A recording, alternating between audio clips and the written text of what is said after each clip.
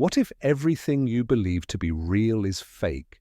What if your world is a flickering grey illusion? You have been chained in darkness since your birth.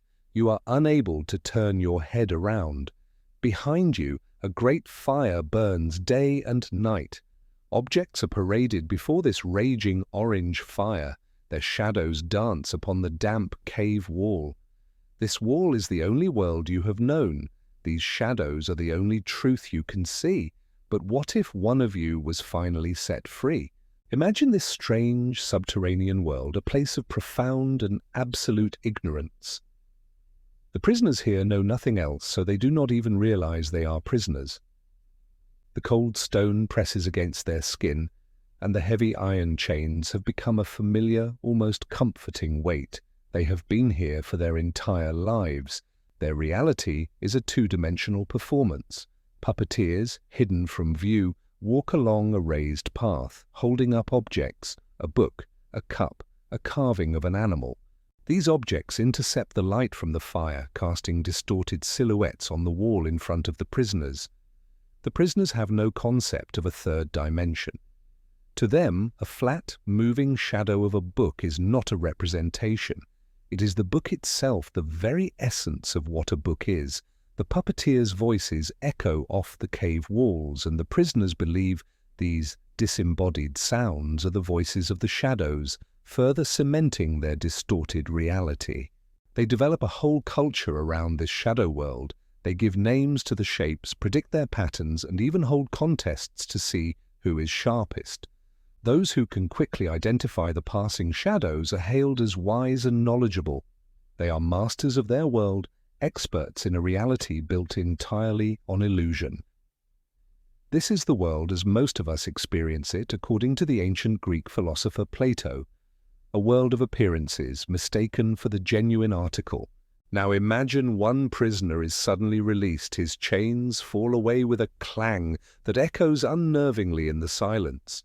He is forced to stand, his limbs are stiff, aching from a lifetime of disuse. He is compelled to turn and face the fire, a source of light he never knew existed. The direct glare is agonizing. His eyes, accustomed only to faint shadows, are overwhelmed by the brightness. He instinctively shuts them, wanting to return to his familiar darkness. He is told that the objects being carried are more real than the shadows they cast. But he cannot accept it. The fire is too painful. The shadows on the wall felt clear and distinct, but these new objects are blurry and confusing through his pained, watering eyes. He resists this new reality. He believes the world of shadows is the true world, and this new, painful experience is some kind of confusing dream or cruel trick. The truth is unbearable. This first stage represents the initial struggle of learning. True knowledge often begins with discomfort, forcing us to question what we thought we knew, which can be a painful process. But the journey is not over. This freed prisoner is then dragged against his will up a steep, rugged path and forced out of the cave entirely. He emerges into the blinding light of the sun. The pain is now 1,000 times worse than the fire. He can see nothing at all. This sunlight, in Plato's metaphor, represents the ultimate truth and knowledge, the form of the good. It is the source of all reality and understanding. At first, the prisoner is completely incapacitated by this brilliance. He is functionally blind, and the world outside the cave is a chaotic, incomprehensible blur of light. Slowly, painstakingly, his eyes begin to adjust. He can't look at real objects yet, so he starts by looking at their shadows on the ground. This is a small step, a bridge between his old world and the new. These shadows are faint, but they have a substance his former reality lacked. Next, he finds he can look at the reflections of things in water. He sees the reflected images of trees, animals, and the sky. These reflections are clearer, more detailed than the shadows, yet still not the things themselves. His understanding is gradually deepening, moving from one level of reality to the next. Finally, he is able to look at the objects themselves. He sees a tree not as a flickering shape, but as a textured, three-dimensional being with leaves and bark. He sees animals not as flat silhouettes, but as living creatures with depth and purpose. The world is more complex and beautiful than he ever could have imagined. He learns that it is the sun that gives life to everything he sees. It provides the light that allows for sight, and the warmth that allows for growth. The sun is the cause of the seasons, the cycles of day and night, and in a way the cause of everything in this visible world. He realizes that the fire in the cave was just a man-made imitation of this true source of light. It was a copy, just as the shadows were copies. His entire former existence was a copy of a copy, a faint echo of the truth. The honors and praise he and his fellow prisoners sought were based on nothing. They were celebrating their skill at interpreting illusions. The so-called wisdom of the cave was the deepest form of ignorance. He has achieved enlightenment. He now understands the fundamental difference between appearance and reality. He feels a profound sense of pity for the prisoners still chained in the darkness below. He knows he must return. He must go back down into that dark, familiar place and share the truth. He has a duty to free the others. So he descends back into the cave, but the journey down is as difficult as the journey up. His eyes, now accustomed to the sun, cannot adjust to the darkness. He stumbles and fumbles, unable to see clearly in the gloom. The prisoners, still chained to the wall, see his confusion and clumsiness. He tries to explain the world outside. He speaks of the sun, of real trees, of a reality beyond the flickering shapes on the wall they hold so dear. But his words are meaningless to them. How can you describe color to someone who has only ever seen shades of gray? How do you explain dimension to them? They cannot comprehend what he is saying. Worse, they see his inability to function in their world as proof that his journey has ruined him. They point to his fumbling and say, "Look what leaving the cave did to him. He went up and came back with his eyes destroyed. He is a fool." His talk of a brighter world seems like madness. To them, he is the one who is blind because he can no longer compete in their shadow games. He tries to release them from their chains, to lead them up to the light, but they resist violently. They have grown comfortable in their prison. Their shared illusion is familiar and predictable. The world he describes is terrifying, painful, and utterly alien. They choose their comforting lie over his difficult truth. Plato suggests that if they could, the prisoners would seize the man who tried to free them, and they would kill him without a moment of hesitation. This is a chilling reference to the fate of Plato's own teacher, Socrates, who was executed by the state of Athens for questioning their cherished beliefs and traditions. The allegory is a powerful commentary on the human condition. Most of us, Plato argues, are like the prisoners living in a world of sensory experience and opinion. We accept cultural norms, political narratives, and social conventions as reality without ever questioning their origin or their truthfulness in a meaningful and deep way. The journey out of the cave represents the process of philosophical education. It is a difficult ascent from ignorance to enlightenment, from opinion to knowledge. It requires questioning everything we take for granted. This process is not just intellectual, it is also deeply emotional and often painful, as it means abandoning familiar comforts.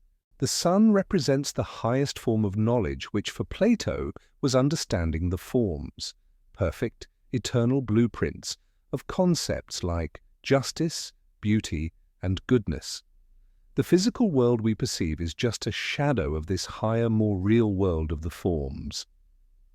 True knowledge is not about observing the physical world, it is about grasping these abstract, perfect concepts through reason and intellect. The freed prisoner who returns is the philosopher or the enlightened individual. The philosopher has a responsibility to guide others toward the truth, even when those people are resistant or hostile. They may be ridiculed or attacked for their efforts. This highlights the tension that often exists between the intellectual and the society they seek to enlighten. People often prefer comfortable illusions to challenging truths. In the modern world, the cave can be seen as our own echo chambers. We curate our social media feeds to show us only what we already believe. We watch news channels that confirm our biases. The shadows on the wall are the simplified narratives, the memes, and the headlines that we accept without question. The puppeteers could be politicians, media conglomerates, or even algorithms, all shaping the information we see and therefore what we believe to be real. Breaking free from this modern cave means actively seeking out different perspectives, engaging in critical thinking, and questioning the sources of our information. It means accepting the discomfort of discovering that our own long-held beliefs might be incomplete or even entirely wrong. It is a journey of intellectual courage. The allegory also serves as a political statement. Plato believed that the ideal state should be ruled by philosopher kings, those who have made the journey out of the cave. Only those who have seen the sun, who understand the form of the good, are fit to lead. They would rule not for power or wealth, but with true knowledge. They would be reluctant to return to the darkness of politics, but they would do so out of a sense of duty to the unenlightened citizens. This contrasts sharply with rulers who are still prisoners, who understand only the world of shadows, power, public opinion, and political maneuvering, without any grasp of true justice. Plato's allegory challenges us to consider our own lives. Are we living in a cave of our own making, content to watch the shadows flicker by? Are we mistaking the opinions of others for genuine knowledge? Do we have the courage to break our chains and begin the difficult ascent toward the light? The story is a timeless reminder that education is not merely the passive absorption of information. It is a transformative journey that can be painful and disorienting. It requires us to turn away from the familiar and face the blinding light of the unknown, to struggle with new ideas that challenge our deepest assumptions. The prisoner's eyes had to adjust first to the fire, then to the shadows outside, then to reflections, and only then to reality itself. Learning is a gradual process. We cannot leap directly from ignorance to wisdom. We must build our understanding step by step, gradually training our minds to perceive a deeper reality. The resistance of the other prisoners is also a crucial lesson in human psychology. It illustrates the powerful allure of conformity and the fear of the unknown. It is often easier to remain in a state of shared ignorance than to be the lone individual who dares to pursue a difficult and isolating truth. The allegory forces us to confront an uncomfortable possibility that the very foundations of our reality might be nothing more than a shared illusion. Plato's work endures because it speaks to a fundamental human tension between comfort and truth, between appearance and reality, and between ignorance and genuine enlightenment. It asks the ultimate question of philosophy: how do we know what is real? And what is our responsibility once we have discovered the truth for ourselves? The story is not just a historical artifact, it is a living question posed to every generation. It is a challenge to examine our own chains and to wonder what might lie beyond the shadows on the wall, and whether we possess the strength to undertake the difficult but liberating journey into the light.